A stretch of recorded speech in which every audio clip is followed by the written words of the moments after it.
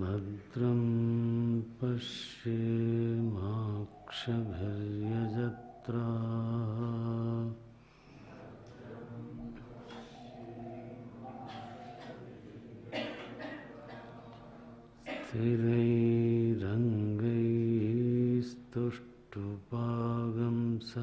स्थिरैरङ्गैस्तुष्टुपागंसस्तनूभिः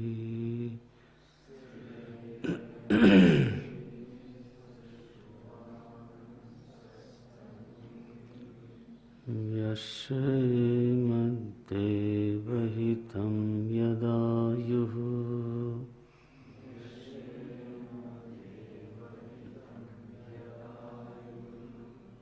ॐ शान्तिः शान्तिः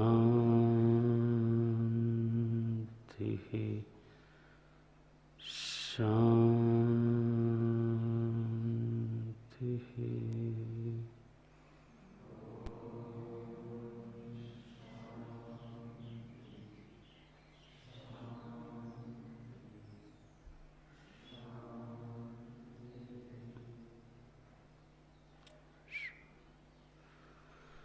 पाठ करते हैं शुरू से।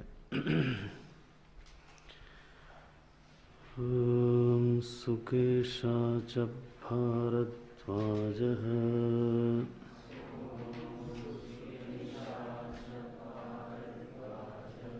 शैव्यश्च सत्यकामः सौर्यायणी च गार्ग्यः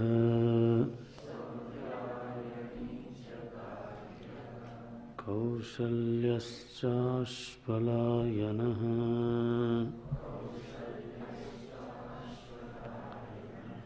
भार्गवो वैदर्भिः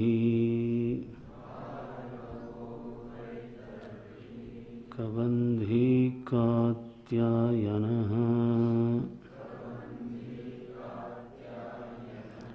ते हैते ब्रह्मपरा ब्रह्मनिष्ठाः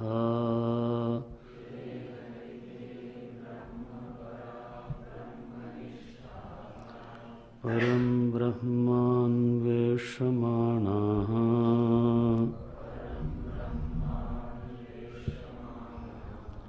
एषः वै तत्सर्वं वक्ष्यतीति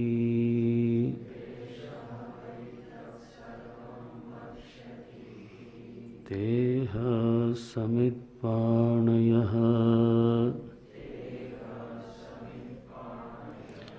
भगवन्तं पिप्पलादमुपसन्नाः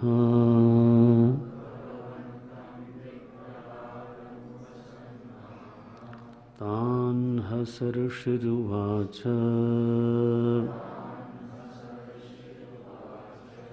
भूय एव तपसा ब्रह्मचर्येण श्रद्धया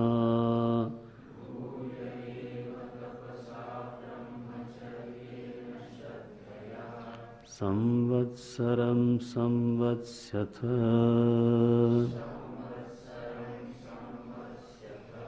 यथा कामं प्रश्नान् पृच्छत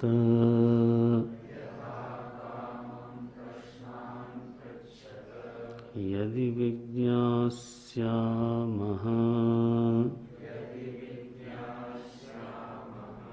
सर्वं हवो वक्ष्याम इति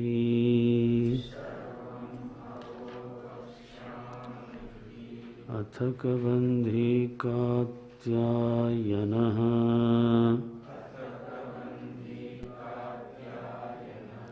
उपेत्य पप्रच्छ भगवन् कुतो हवा इमाः प्रजाः प्रजायन्त इति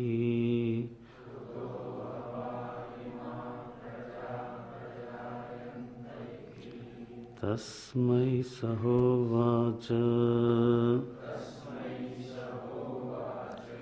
प्रजाकामो वै प्रजापतिः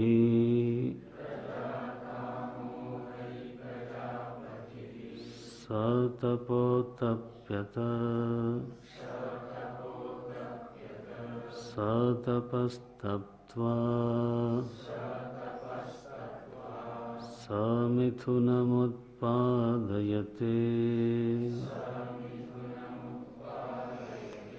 रयिञ्च प्राणञ्च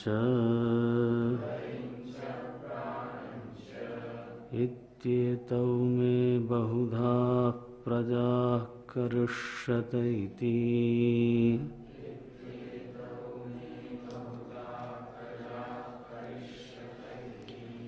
आदित्यो ह वै प्राणः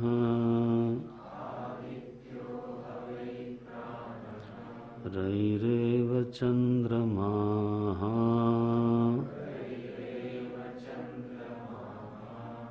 रयिर्वा एतत्सर्वम्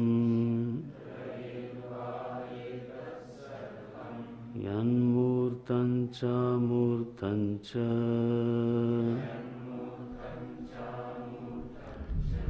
तस्मान्मूर्तिरेव रयिः अथादित्योदयं यत् प्राचीं दिशं प्रविशति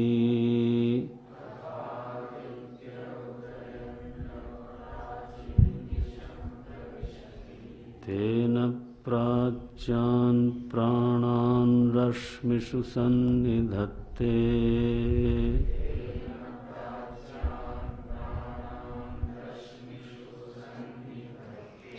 यद्दक्षिणां यत्प्रतीचीं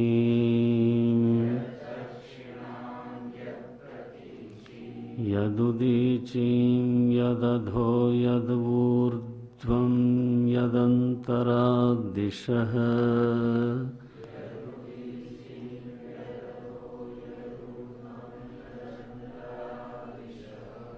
यत्सर्वं प्रकाशयति तेन सर्वान् प्राणान् रश्मिषु सन्निधत्ते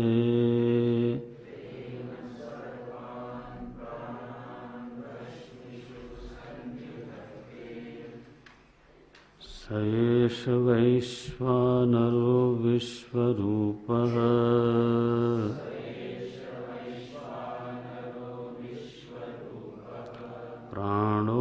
प्राणोऽग्निरुदयते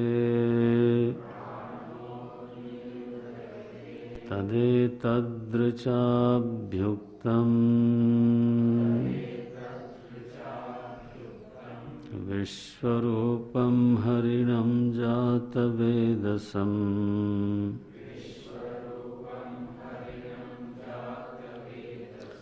परायणं ज्योतिरेकं तपन्तम्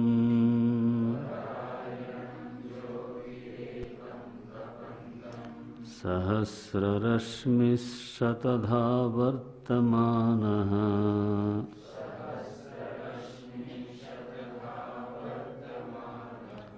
प्राणः प्रजानामुदयत्येष सूर्यः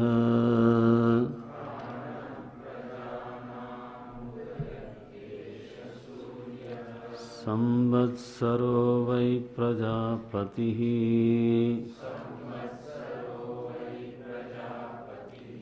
तस्यायने दक्षिणं चोत्तरं च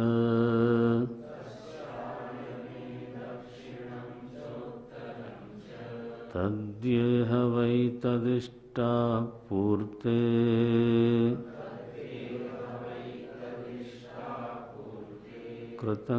कृतमित्युपासते ते चान्द्रमसमेव लोकमभिजयन्ते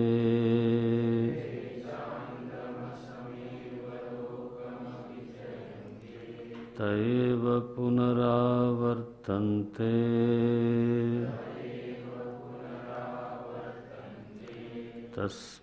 तस्मादेतऋषयः प्रजाकामा दक्षिणं प्रतिपद्यन्ते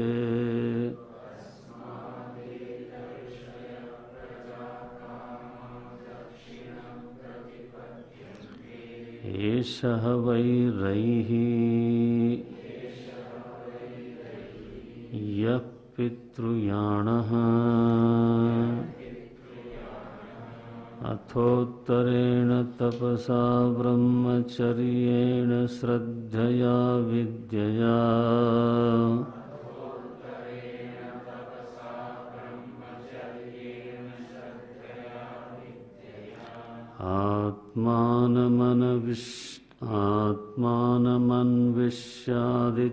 आत्मानमन्विष्यादित्यमभिजयन्ते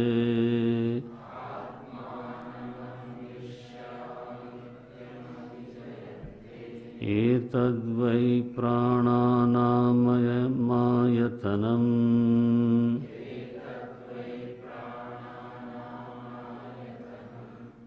एतदमृतम् अभयमेतत्परायणमेतस्मान्न पुनरावर्तन्ते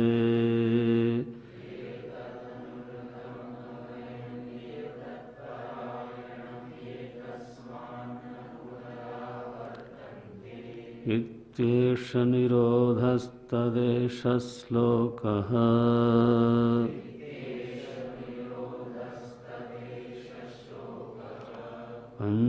पञ्चपादपितरं द्वादशाकृतिम्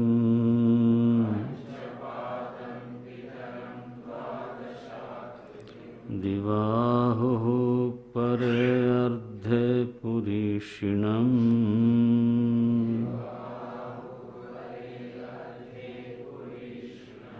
अथे मे अन्य उपरे विचक्षणम्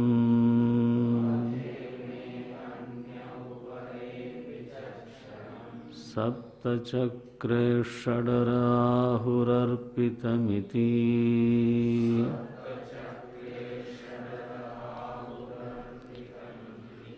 मासो वै प्रजापतिस्तस्य कृष्णपक्ष एव रैः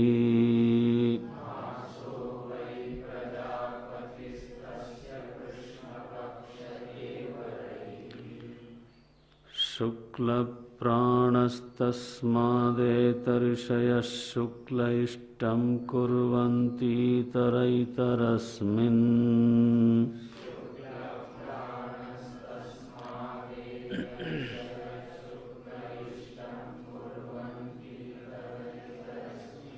अहोरात्रो वै प्रजापतिस्तस्याहरेव प्राणो रात्रिरेव रैः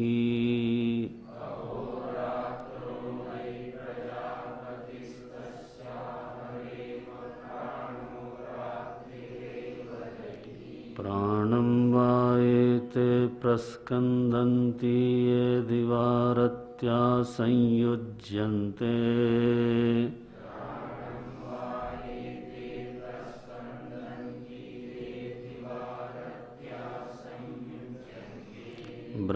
ब्रह्मचर्यमेव तद्यद्रात्रौ रत्या संयुज्यन्ते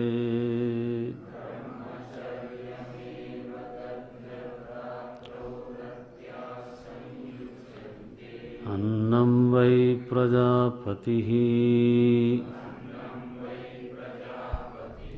ततो हवा तद्रेतस्तस्मादिमाः प्रजा प्रजायन्त इति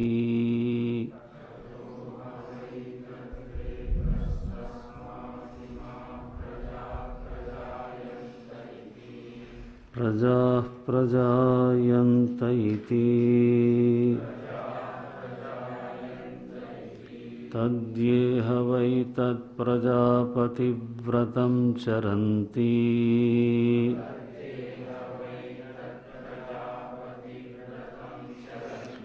ते मिथुनमुत्पादयन्ते तेषामेवैष ब्रह्मलोको येषां तपो ब्रह्मचर्यं येषु सत्यं प्रतिष्ठितम्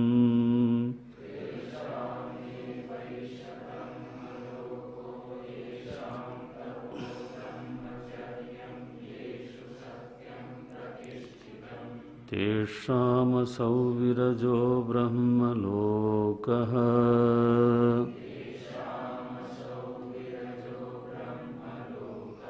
न येषु जिह्ममनृतं न मायाचेति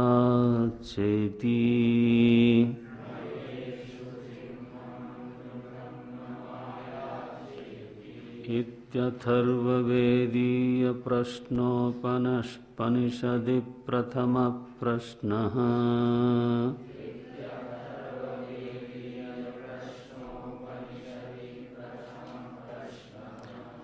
अथ हैनं भार्गवो वैदर्भिः पप्रच्छ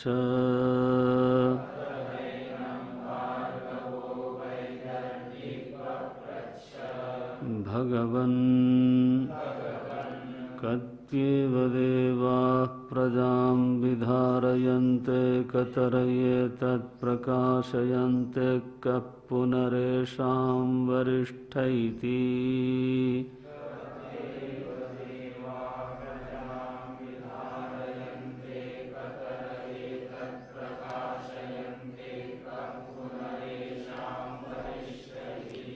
तस्मै स होवाच आकाशो हवा एष देवो वायुरग्निराप पृथिवी।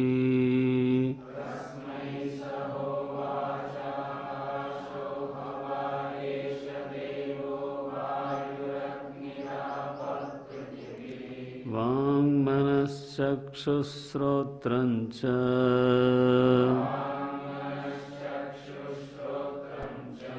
ते प्रकाश्याभिवदन्ति वयमेतद्बाणमवष्टभ्यभिधारयामः।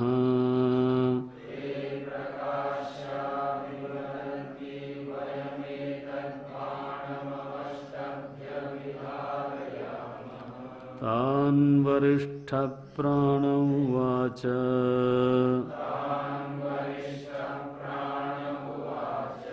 मामोहमापद्यथाहमेवैतत्पञ्चधात्मानं प्रविभज्यैतद्बाणमवष्टभ्यभिधारयामीति।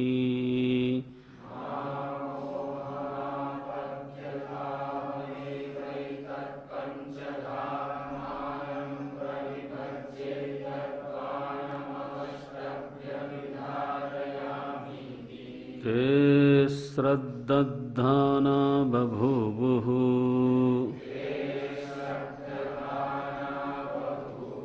सोऽभिमानादूर्ध्वमुत्क्रमतैव तस्मिन्नुत्क्रामत्यथेतरे सर्व एवोत्क्रामन्ते।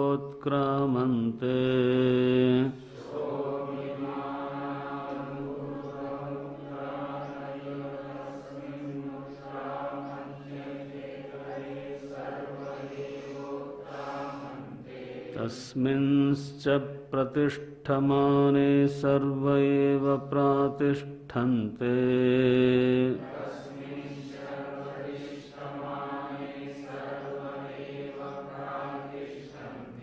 तद्यथामक्षिका मधुकरराजानमुत्क्रान्तं सर्वा एवोत्क्रामन्ते।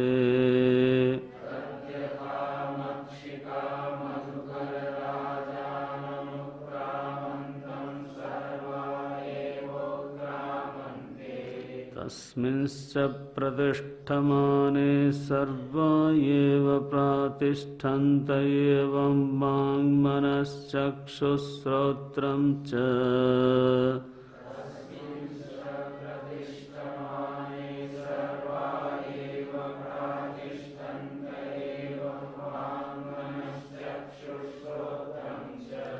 ते प्रीताः प्राणं स्तुन्वन्ति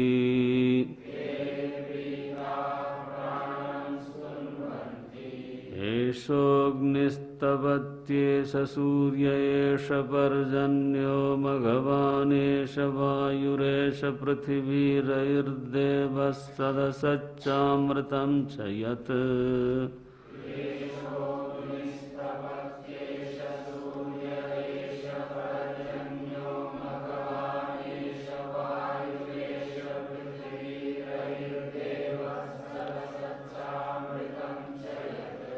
रायवरथनाभौ प्राणे सर्वं प्रतिष्ठितम्।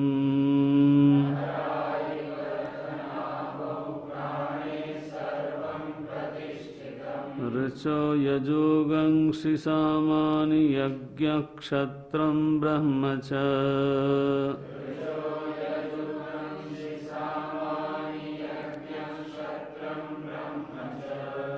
प्रजापतिश्चरसि गर्भे त्वमेव प्रतिजायसे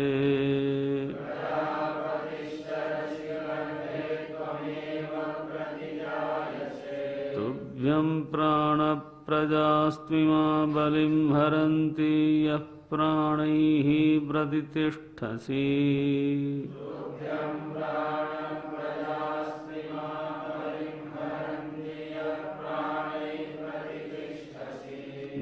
देवानामसि वह्नितमः पितॄणां प्रथमास्वधा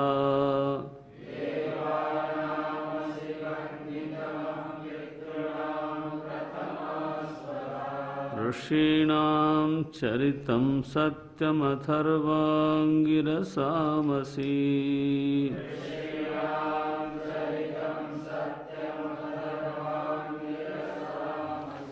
इन्द्रस्त्वं प्राणतेजसा रुद्रोऽसि परिरक्षिता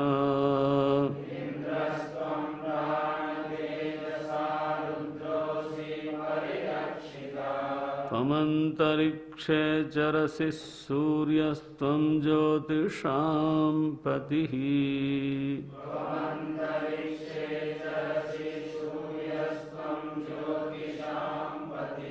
यदा त्वमभिवर्षस्यथेमाः प्राणते प्रजाः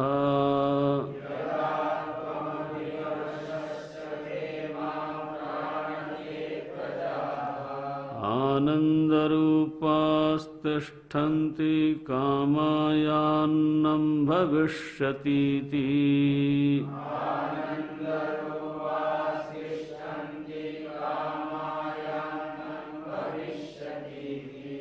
व्रात्यस्त्वं प्राणैकऋषिरत्ता विश्वस्य सत्पतिः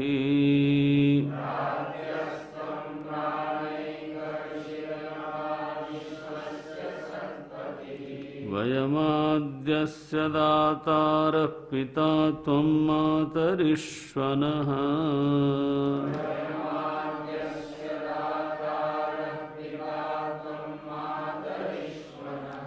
या ते तनूर्वाचि प्रतिष्ठिता या श्रोत्रे या चक्षुषी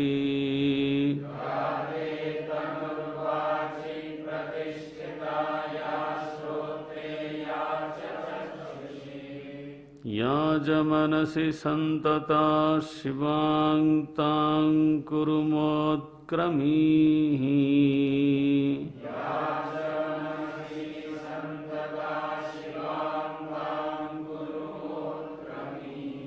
प्राणस्येदं वशे सर्वं त्रिदिवे यत्प्रतिष्ठितम्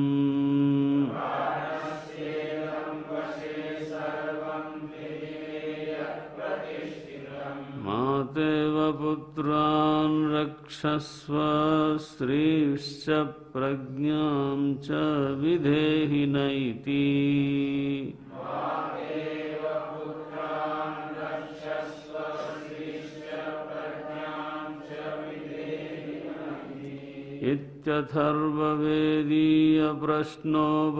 इत्यथर्ववेदीयप्रश्नोपनिषद्द्वितीयः प्रश्नः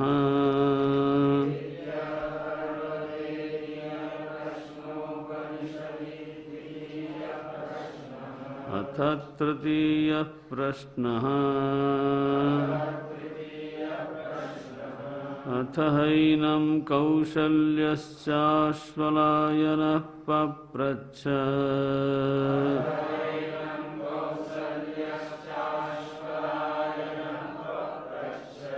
भगवन् कुतयेष प्राणो जायते कथमायात्यस्मिन्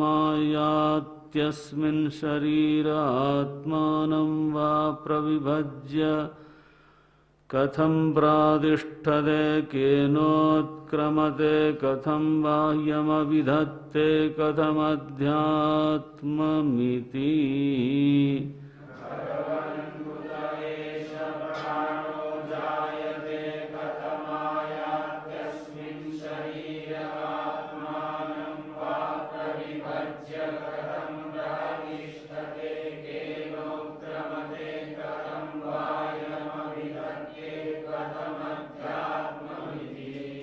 तस्मै सहोवाचादिप्रश्नान् पृच्छति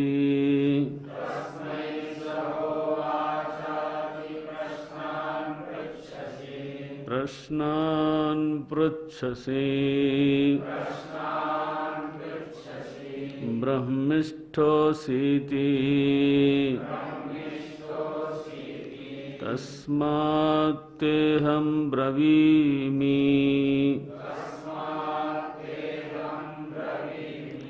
आत्मन एष प्राणो जायते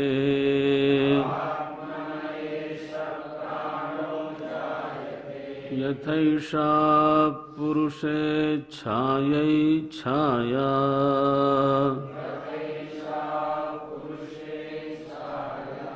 यथैषा पुरुषे छाया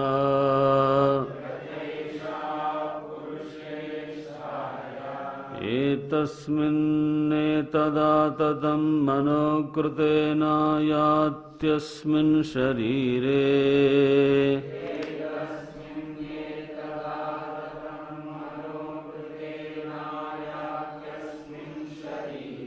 यथा सम्राडेवाधिकृतान् विनियुङ्क्ते तान् ग्रामानधितिष्ठस्वेत्येवमेवैष प्राण इतरान् प्राणान् पृथक् पृथगेव सन्निधत्ते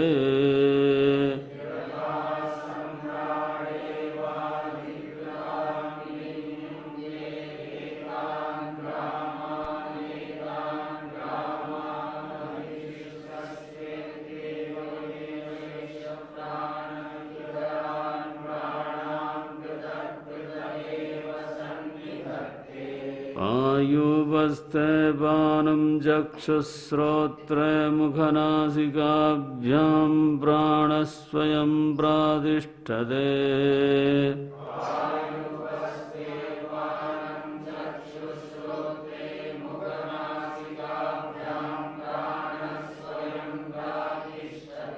मध्ये तु समानः एष ह्येतद्धुतमन्नं समं नयति तस्मादेताः सप्तार्चिषो भवन्ति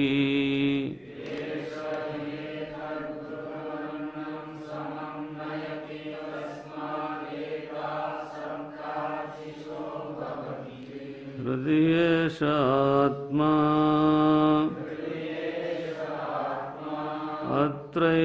अत्रैतदेकशतं नाडीनां तासां शतं शतमेकैकस्याम्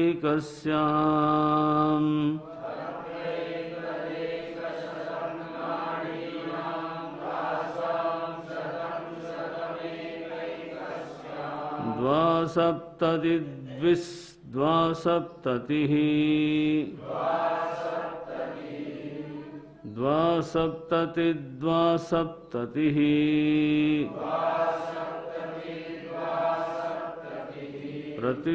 प्रतिशाखानाडी सहस्राणि भवन्त्यासु व्यानश्चरति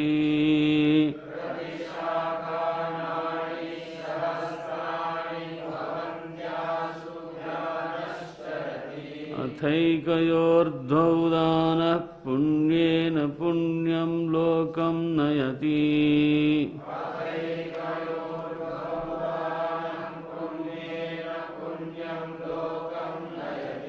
पापेन पापमुभाभ्यामेव मनुष्यलोकम्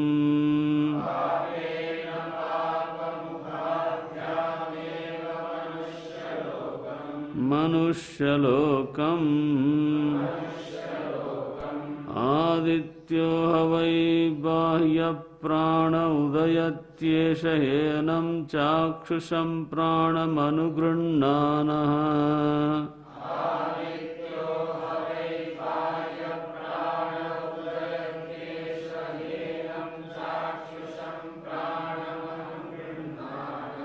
पृथिव्यां या देवता सैषा पुरुषस्यापानमवष्ट समष्टभ्यान्तरा यदाकाशः समानो वायुर्व्यानः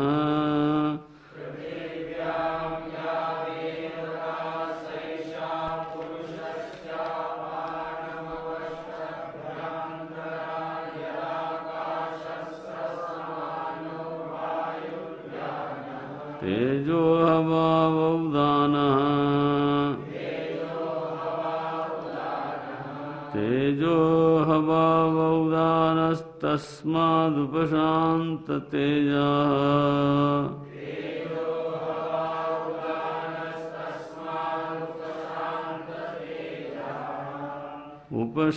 उपशान्ततेजः पुनर्भवमिन्द्रियैर्मनसि सम्पद्यमानैः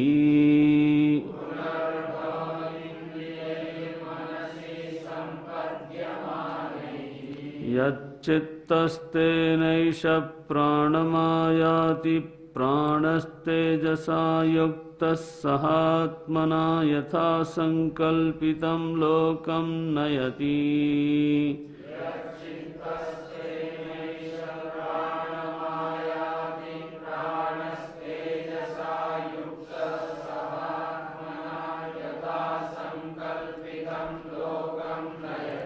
एवं विद्वान् प्राणं वेद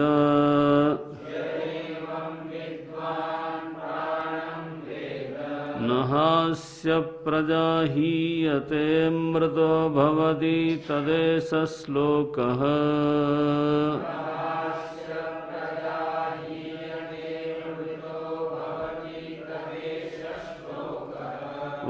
उत्पत्तिमायतिं स्थानं विभुत्वं चैव पञ्चधा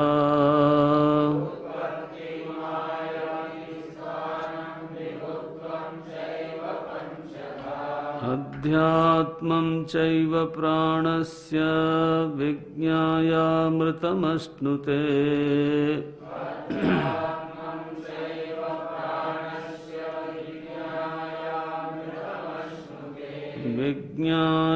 विज्ञायामृतमश्नुत इति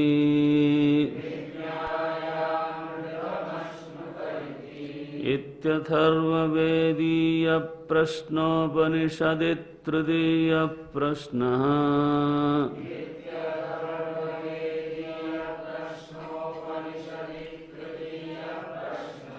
अथ चतुर्थप्रश्नः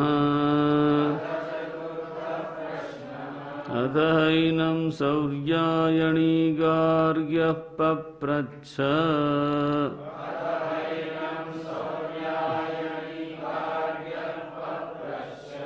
भगवन् एतस्मिन् पुरुषे कानि स्वपन्ति कान्यस्मिन् जाग्रति कतरेष देवः स्वप्नान् पश्यति कस्यैतत् सुखं भवति कस्मिन्नु सर्वे सम्प्रतिष्ठिता भवन्तीति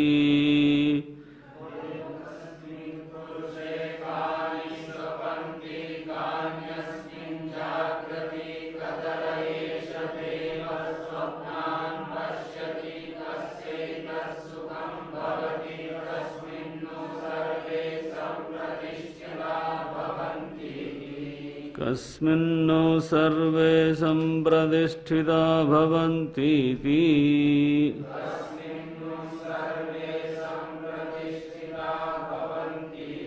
तस्मै सहोवाच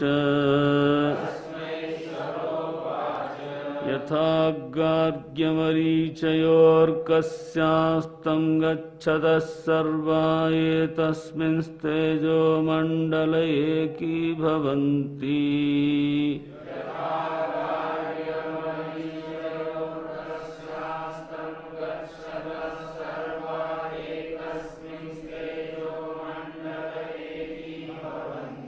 ताः पुनः पुनरुदयतः प्रचरन्त्येवं हवै तत्सर्वं वरे देवे मनस्येकीभवति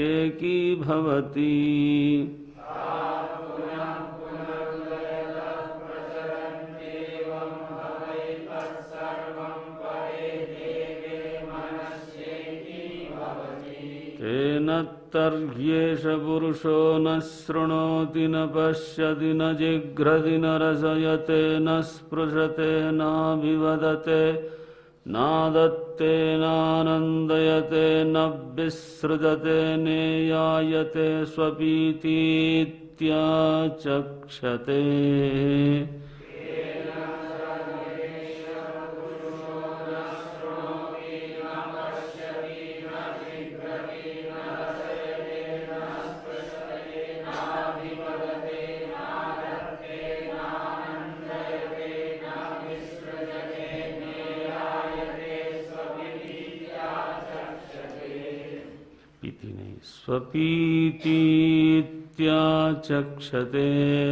स्वपीतीत्याचक्षते। प्राणाग्नय एवैतस्मिन् पुरे जाग्रति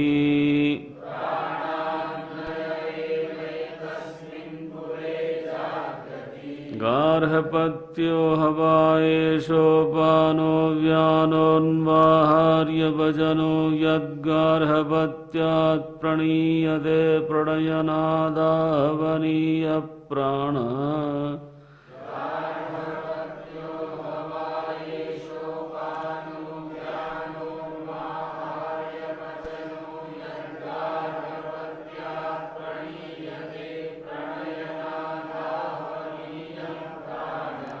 यदुच्छ्वासनिश्वासावेताबाहुति समं नयतीति सत्समानः।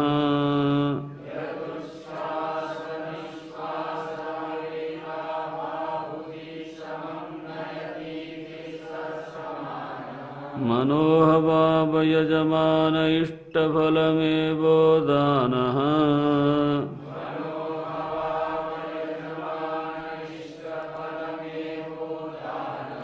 स एनं यजमानमहर्हरर्ब्रह्म गमयति।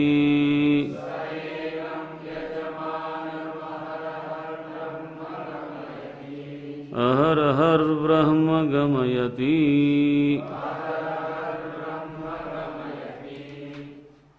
अत्रैष देवः स्वप्ने महिमानमनुभवति।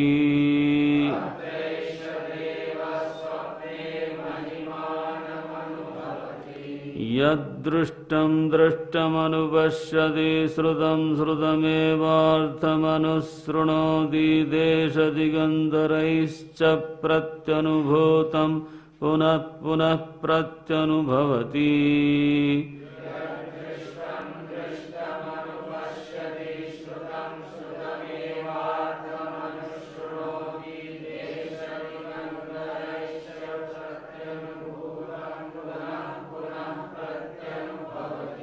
दृष्टं च दृष्टं च श्रुतं च श्रुतं चानुभूतं च ननुभूतं च सच्च सच्च सर्वं पश्यति सर्वः पश्यति।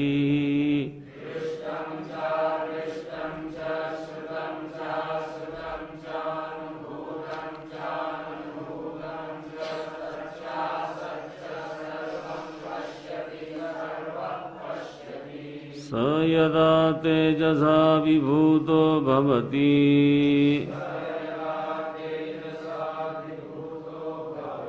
अत्रैष देवः स्वप्नान्न पश्यत्यथ तदैतस्मिन् शरीरे यदत्सुखं भवति।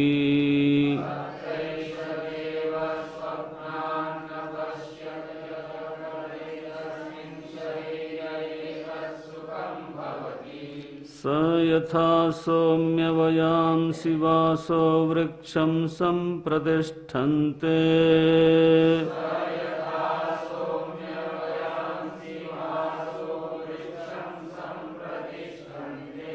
एवं हवै तत्सर्वं परात्मनि सम्प्रतिष्ठन्ते।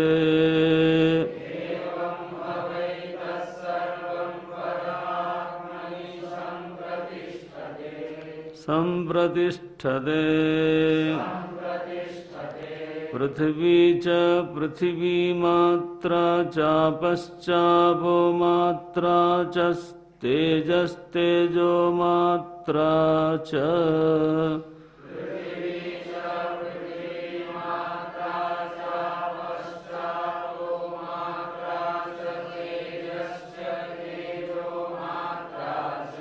वायुश्च वायुमात्रा च आकाशश्चाकाशमात्रा च चक्षुश्च द्रष्टव्यं च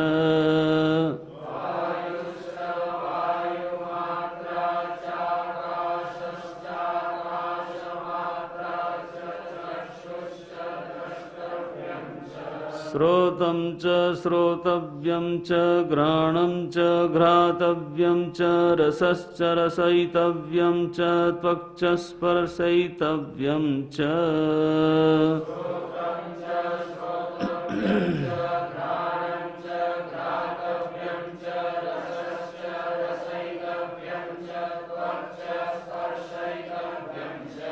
वाक् च वक्तव्यं हस्तौ च दातव्यं चोपस्थश्चानन्दयितव्यं च पायुश्च विसर्जयितव्यं च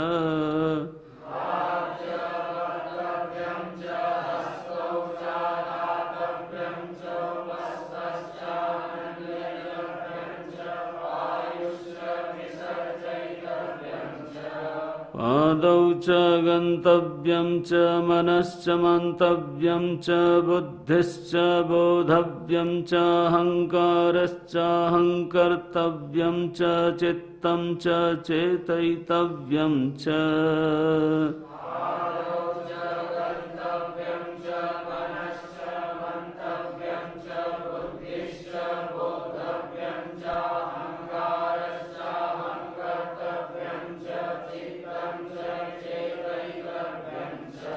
तेजश्च विद्योदयितव्यं च प्राणश्च विधारयितव्यं च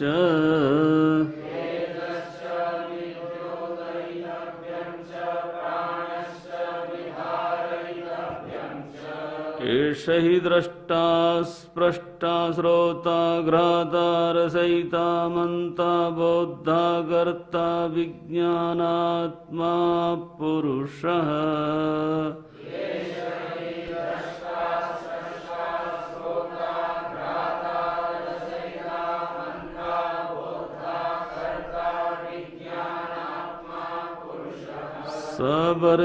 सबरेक्षरात्मनि सम्प्रतिष्ठते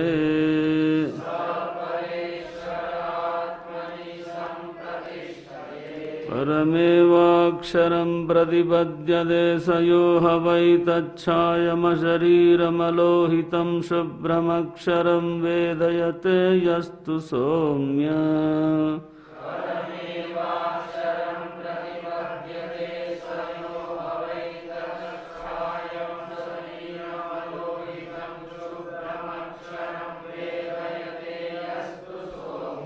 स सर्वज्ञः सर्वो भवति तदेष श्लोकः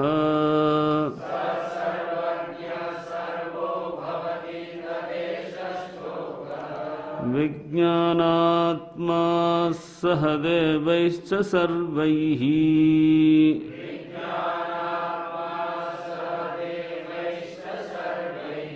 प्राणाभूतानि सम्प्रतिष्ठन्ति यत्र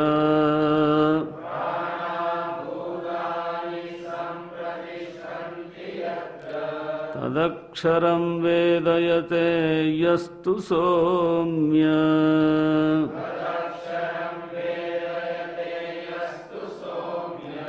स सर्वज्ञः सर्वमेवाविवेशेति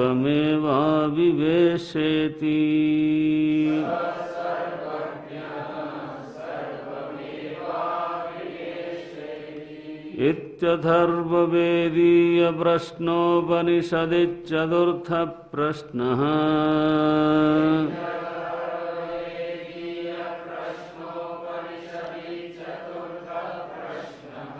अथ हैनं शैव्यः सत्यकामः पप्रच्छ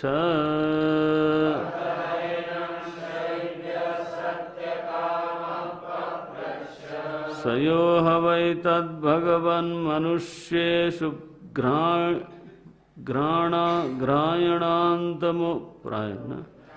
स यो ह वै तद्भगवन्मनुष्येषु प्रायणान्तमोङ्कारमभिध्यायीत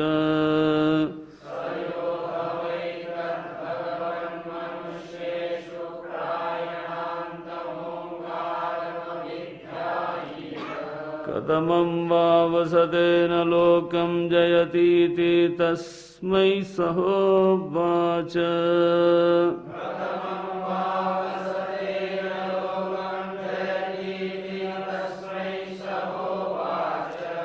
एतद्वै सत्यकामपरं च ब्रह्म यदोङ्कारः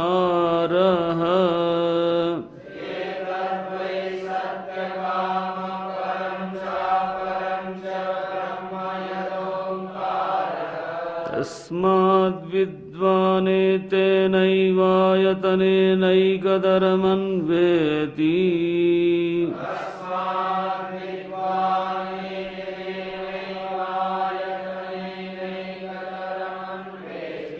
स यद्येकमात्रमभिध्यायीत स तेनैव संवेदितस्तूर्णमेव जगत्यामभिसम्पद्यते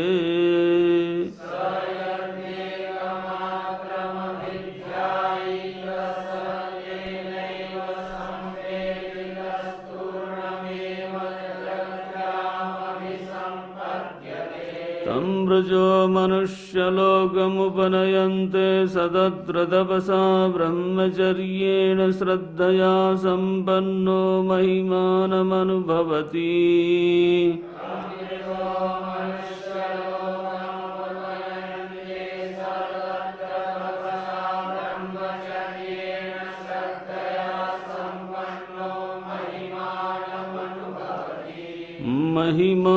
महिमानमनुभवति। अथ यदि द्विमात्रेण मनसि सम्पद्यते सौन्दरिक्षं यजुर्भिरुन्नीयते सोमलोकम्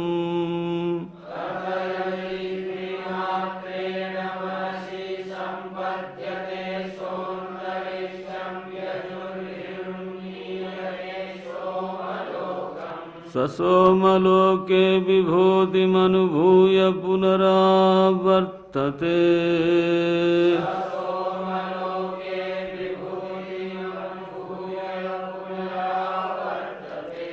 यः पुनरेतं त्रिमात्रेणोमित्येतेनैवाक्षरेण परं पुरुषमभिध्यायीत स तेजसी सूर्ये सम्पन्नः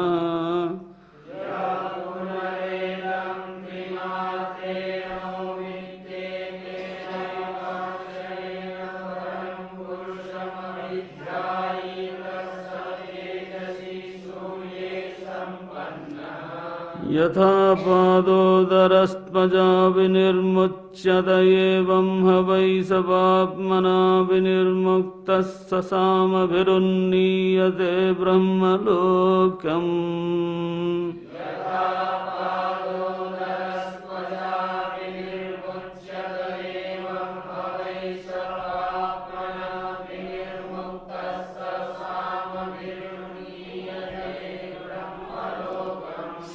एतस्माज्जीवघनात् परात् परं पुरुषयं पुरुषमीक्षते तदेतौ श्लोकौ भवतः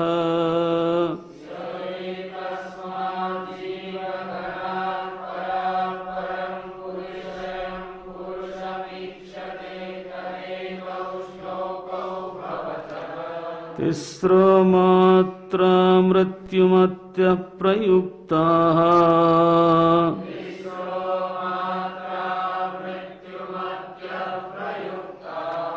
अन्योन्यसक्ता न विप्रयुक्ताः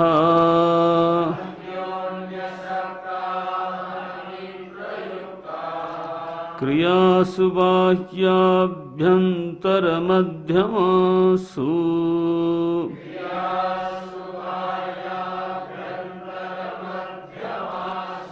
सम्यक् प्रयुक्ता सुनकं पतेज्ञः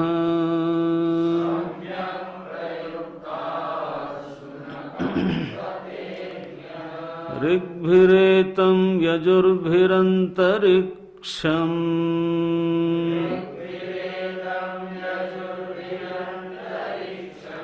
सामभिर्यत्तत्कवयो वेदयन्ते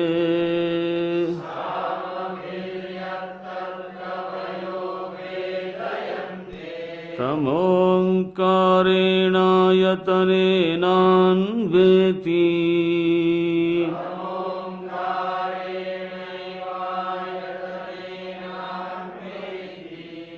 विद्वान् यत्तच्छान्तमजरममृतमभयं परं चेति यत्तच्छान्तमजरममृतमभयं परं चेत् इत्यथर्ववेदीयप्रश्नोपनिषदि पञ्चमः प्रश्नः।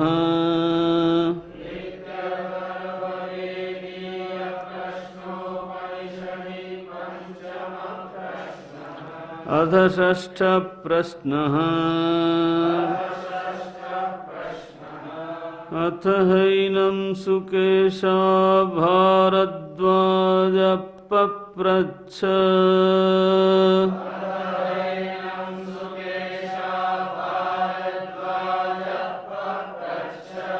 भगवन् हिरण्यनाभः कौसल्यो राजपुत्रो मामुपेत्य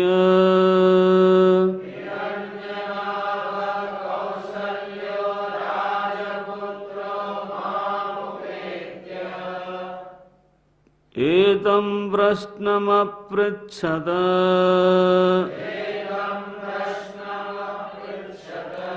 षोडशकलं भारद्वाजपुरुषं वेत्थ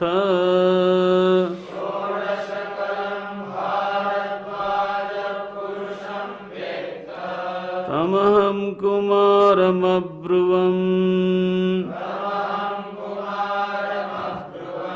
नाहमिमं वेद यद्यहमिममवेदिषं कथं तेन वक्ष्यमिति।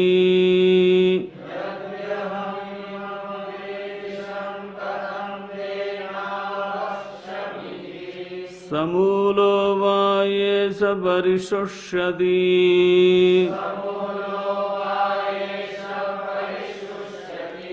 यो नृतमभिवदति तस्मान्नार्हाम्यनृतं वक्तुम्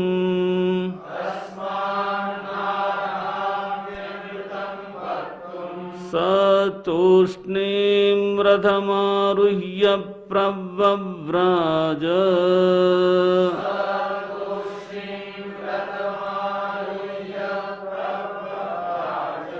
तं त्वा पृच्छामि क्वासौ पुरुष इति।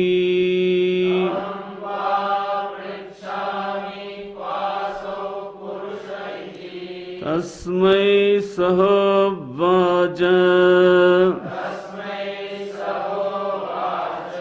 इहैवान्तः शरीरे सौम्य स पुरुषः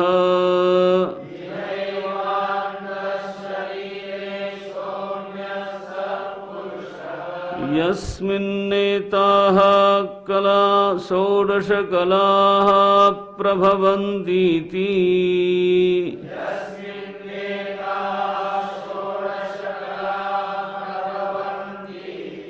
स ईक्षाञ्चक्रे कस्मिन्वहमुत्क्रान्तो भविष्यामि कस्मिन् वा प्रतिष्ठिते प्रतिष्ठास्यामीति।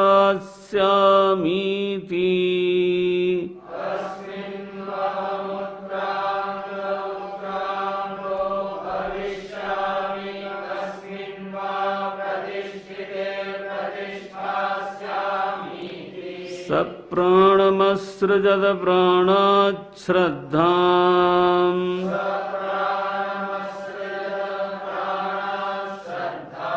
खं वायुर्ज्योतिराप पृथिवीन्द्रियं मनः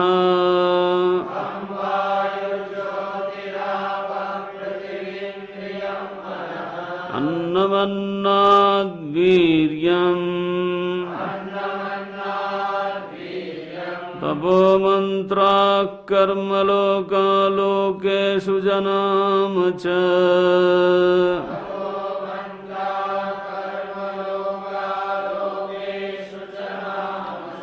स यथेमानद्यस्यन्दमानाः समुद्रायणाः समुद्रं प्राप्यास्तं गच्छन्ति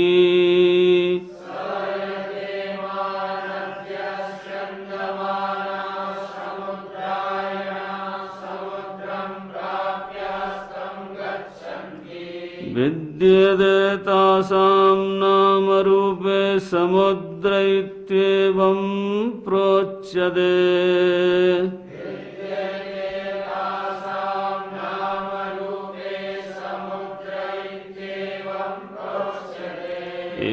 एवमेवास्य परिद्रष्टुरिमाः षोडशकलाः पुरुषायणाः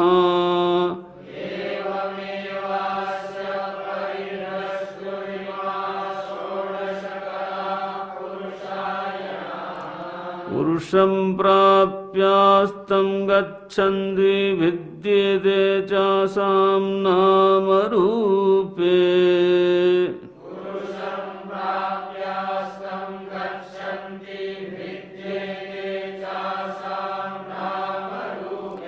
पुरुष इत्येवं प्रोच्यते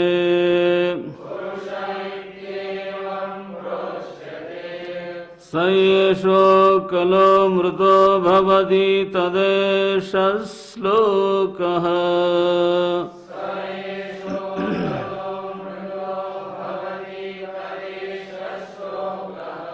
राइव रथनाभौ कला यस्मिन् प्रतिष्ठिताः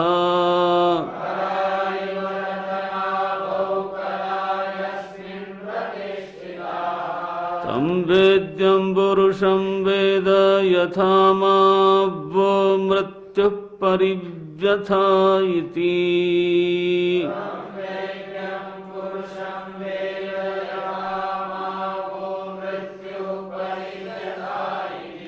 तान् होवाच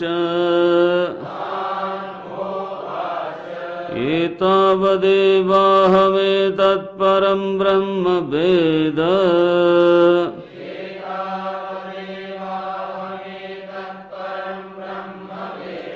नातः परमस्तीति ते तमर्चयन्तः त्वं हि नः पिता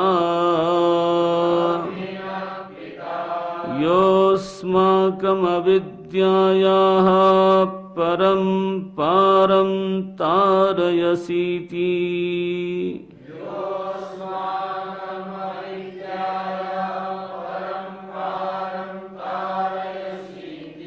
नमः परमऋषिभ्यो नमः परमऋषिभ्यः